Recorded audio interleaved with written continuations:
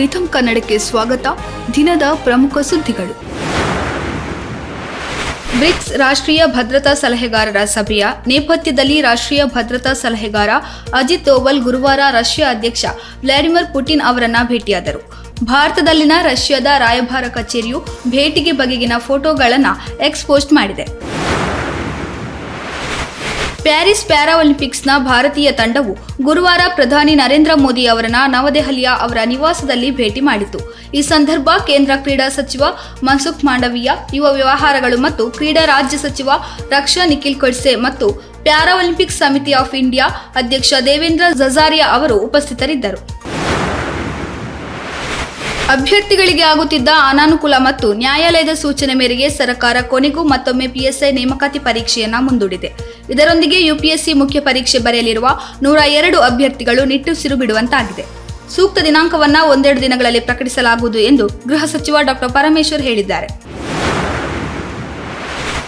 ಹಬ್ಬದ ಸಮಯದಲ್ಲಿ ಕಲಬೆರಕೆ ಸಿಹಿ ತಿಂಡಿಗಳು, ಖಾರ ಪದಾರ್ಥಗಳು ಮತ್ತು ಡೈರಿ ಉತ್ಪನ್ನಗಳ ತಯಾರಿಕೆ ಮತ್ತು ಮಾರಾಟವನ್ನು ಕಟ್ಟುನಿಟ್ಟಾಗಿ ಮೇಲ್ವಿಚಾರಣೆ ಮಾಡುವಂತೆ ಭಾರತೀಯ ಆಹಾರ ಸುರಕ್ಷತೆ ಮತ್ತು ಗುಣಮಟ್ಟ ಪ್ರಾಧಿಕಾರ ಎಲ್ಲ ರಾಜ್ಯಗಳು ಮತ್ತು ಕೇಂದ್ರಾಡಳಿತ ಪ್ರದೇಶಗಳಿಗೆ ಸೂಚನೆ ನೀಡಿದೆ. ಅಲ್ಲದೆ ಇಂತಹ ದುಷ್ಕೃತ್ಯಗಳನ್ನು ತಡೆಗಟ್ಟಲು ಹಬ್ಬದ ಋತುವಿನಲ್ಲಿ ಆಗಾಗ ಕಣ್ಗಾವಲು ಅಭಿಯಾನಗಳನ್ನು ನಡೆಸುವಂತೆಯೂ ಅದು ವಿನಂತಿಸಿದೆ. ಇತ್ತೀಚೆಗೆ ಅನುಮೋದಿಸಲಾದ ಪ್ರಧಾನಮಂತ್ರಿ ಇ-ಬಸ್ ಸೇವಾ ಪಾವತಿ ಭದ್ರತಾ ವ್ಯವಸ್ಥೆ ಯೋಜನೆಯು ಹಣಕಾಸು ವರ್ಷ 2025-26ರಿಂದ ಹಣಕಾಸು ವರ್ಷ 2028-29 ನಡುವೆ 38,000ಕ್ಕೂ ಹೆಚ್ಚು ಎಲೆಕ್ಟ್ರಿಕ್ ಬಸ್ಗಳ ನಿಯೋಜನೆಯನ್ನು ಬೆಂಬಲಿಸುತ್ತದೆ ಎಂದು ಕೇಂದ್ರ ಭಾರೀ ಕೈಗಾರಿಕೆ ಮತ್ತು ಉಕ್ಕು ಸಚಿವ ಎಚ್.ಡಿ. ಕುಮಾರಸ್ವಾಮಿ ಹೇಳಿದ್ದಾರೆ.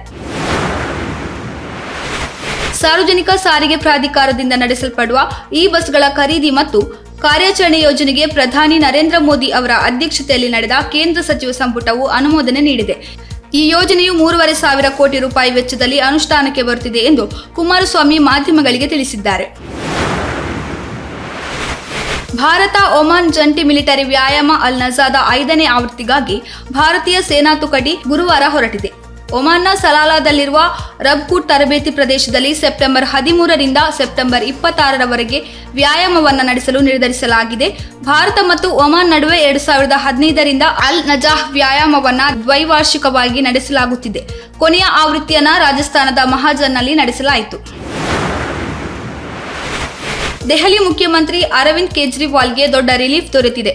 ಅಪಾದಿತ ಅಬಕಾರಿ ನೀತಿ ಹಗರಣದಲ್ಲಿ ಸಿಬಿಐ ದಾಖಲಿಸಿದ ಭ್ರಷ್ಟಾಚಾರ ಪ್ರಕರಣದಲ್ಲಿ ಸುಪ್ರೀಂ ಕೋರ್ಟ್ ಇಂದು ಅವರಿಗೆ ಜಾಮೀನು ನೀಡಿದೆ. ನ್ಯಾಯಮೂರ್ತಿಗಳಾದ ಸೂರ್ಯಕಾಂತ್ ಮತ್ತು ಉಜ್ವಲ್ ಭುಯಾನ್ ಅವರ ಪೀಠ ಈ ಆದೇಶವನ್ನು ಪ್ರಕಟಿಸಿದೆ.